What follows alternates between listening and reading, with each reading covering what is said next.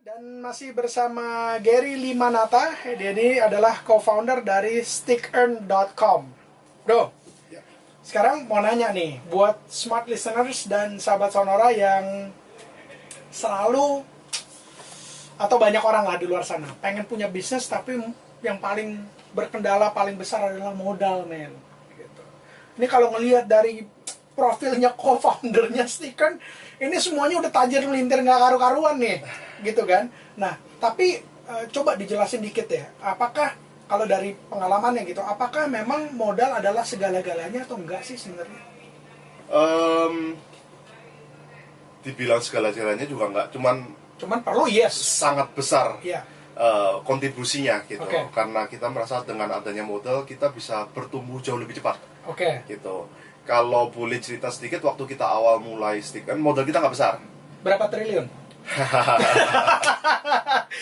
Ini nggak bercanda, kalau ngomong sama orang tajir melintir, nanti saya ngomongnya miliaran diketawain lagi. Triliun aja langsung. Enggak, kita enggak? berapa ratus juta aja. Oke. Gitu. Serius? Ya, karena kita tidak perlu sewa tempat.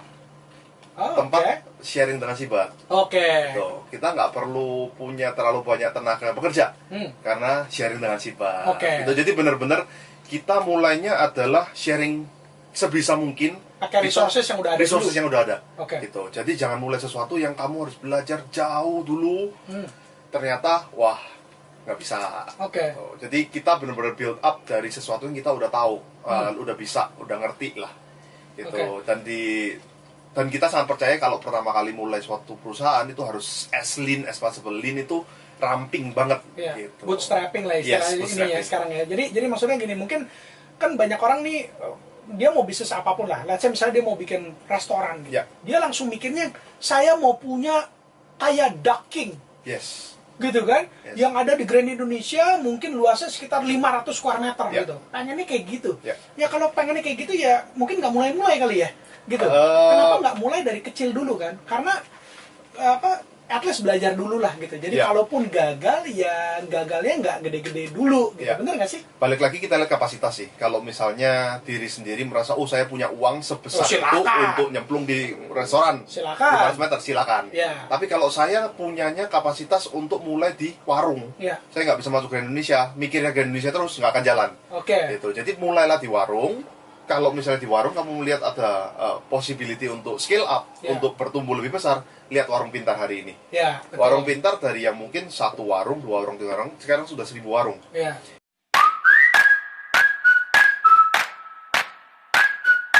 Jadi apapun adalah kita nggak perlu sampai memaksakan diri. Punya dream yang gede, oke, Harus. bagus, Harus. wajib gitu, Wajib. wajib ya. Tapi memulainya itu bukan berarti langsung, wah pinjem duit kiri kanan, anggap aja.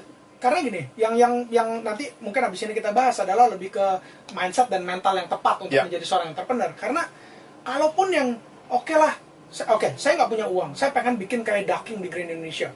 Saya ketemu teman-teman, saya galang dana, dapatlah duitnya.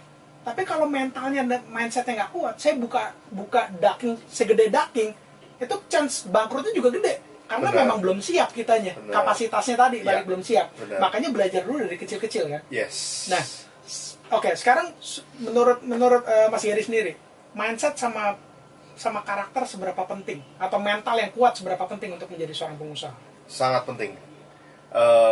Mental itu apalagi memulai suatu perusahaan, mental yang kita selalu pegang itu jangan sampai it fails gitu. Ya. Jadi kita sangat takut itu kita akhirnya nggak bisa bayar kita punya employee gitu. Bukan ketakutan karena nanti gengsi dong, itu nomor sekian, tapi lebih ke bagaimana kita takut ini banyak orang yang bergantung sama kita, banyak karyawan kita. Yes. Ya itu yang selalu menjadi pemikiran entrepreneur, jadi prioritas pertama ya. Ya, jadi kita juga sangat menjunjung tinggi humility ya di dalam perusahaan kita.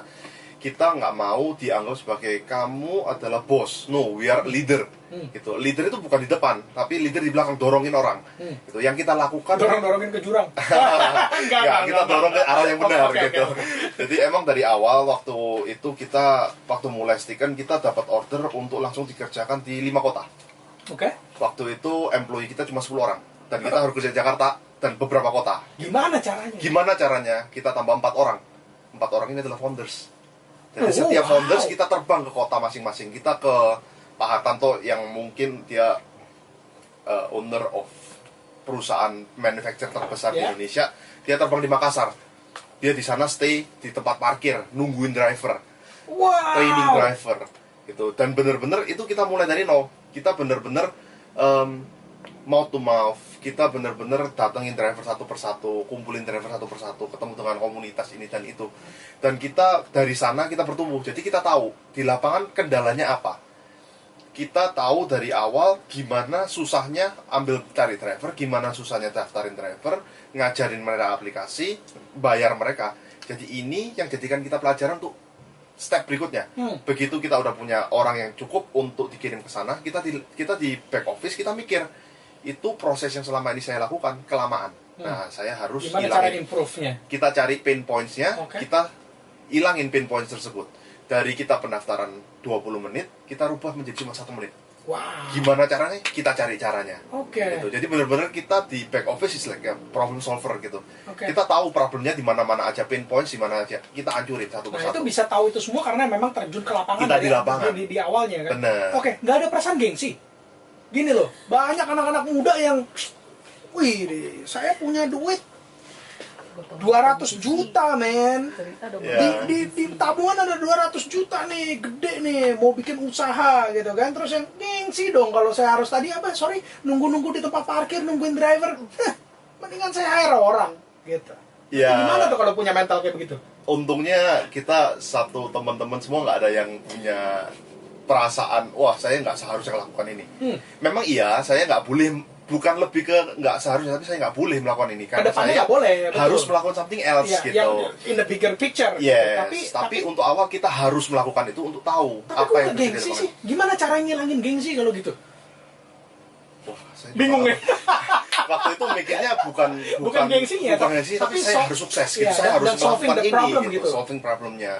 Jadi ada perasaan di dalam tuh, wah, gimana caranya saya harus whatever it takes untuk get jobs done gitu ya. Oke. Ya, jadi satu cerita aja, saya pernah waktu itu perusahaan emang masih belum gede ya. Cuman desainer saya butuh iMac, butuh PC iMac gitu. Jadi saya cari di OLX. Emang desainer tuh rese ya, mintanya iMac. Jadi saya cari di OLX. Saya ngelirik dulu nih ke desainer. Saya cari di online, saya ketemu nih harganya murah, bekas gitu. Saya ajak ketemu orangnya, ketemu di hotel ini. Saya kira dia udah bawa. Ternyata orangnya aja yang muncul. Ayo Pak, ikut saya naik sepeda motor ke rumah saya. I'm like, sure, saya kira jauh. Ya udah, saya kira nggak terlalu jauh. Oke lah, lumayan naik sepeda motor ya 6 menit lah, 7 menit. Saya nggak pernah naik sepeda motor, jarang lah. Nggak bisa setir saya sepeda motor. Sama. Saya sampai di sana, saya ambil iMac-nya, terus saya mikir, gimana saya pulangnya? Kan gede tuh iMac saya, masih gotong kan. Saya gimana pulangnya? Saya nggak mungkin jalan ke depan sana, gotong keberatan. Ya udah digotong lagi pakai sepeda motor sama dia. Jadi saya peluk iMac sambil saya mikir, kenapa saya nggak beli di Mac Store? Emang lebih murah setengah harga sih, cuma kayak ya udahlah, whatever it takes gitu, kayak di Avengers, whatever it takes gitu ya. Ya itu sampai bener-bener saya balik ke office, saya kayak, ini gua habis naik motor ambil ini, terus kayak lu jagain bener-bener jangan sampai bener. Saya udah pertaruhin nyawa nih untuk ini gitu. Itu suatu hari tuh Mac itu tuh akan dikacain gitu kan, ditaruh di museum gitu kan. Oke. Jadi ya balik lagi ya. Jadi kalau ngomongin jadi entrepreneur itu, buang jauh-jauh ngomongin soal ego ya. Soal gengsi tuh jauh-jauh dulu deh ya. Aduh, itu udah nggak kepikiran sama sekali nggak boleh ada ya. Nggak boleh ada gitu. Meskipun udah besar pun nggak boleh ada itu. Gitu. Stay humble ya. Jadi yang kita selalu bawakan kan kita setiap 3 bulan itu ada town hall ya dengan semua employee gitu. Ada yang bertanya gimana caranya bisa sukses until today gitu. Humility gitu. Kita nggak boleh jadi orang arogan gitu. Jadi bener-bener siapapun yang kita ketemu itu pasti dia akan memberikan something untuk kita. Tapi kalau kita arogan, dia udah kayak males ini orang sombong banget. Nah, itu yang kita nggak pernah mau show ke everyone. Emang dalam suatu hari, dalam hati kan kita selalu memikir, apa yang bisa kerjain sama ini orang ya. Nah, kita juga menilai orang juga menilai kita gitu. Jadi yang selalu saya info ke mereka adalah kamu harus punya integritas dan humility. Well, in a way, jangan merasa kamu lebih rendah dari mereka. Cuman kamu merasa kayak ya I can get something from there gitu. Dari jangan arogan lah istilahnya. Iya. Seperti itu. Jadi orang yang belagu, orang yang sombong nggak ada gunanya. Iya. Orang jadi sebel sama lo, iya nggak sih? Bener. Kalau kita baik sama orang, kita punya attitude yang baik, kita bisa respect semua orang, Yes. kita akan punya teman yang banyak dan teman-teman kita akan bantuin kita ke arah sukses, bener nggak Yes, sih? Dan yes. sukses bareng-bareng lah. Bener. Oke. Alright, don't go anywhere.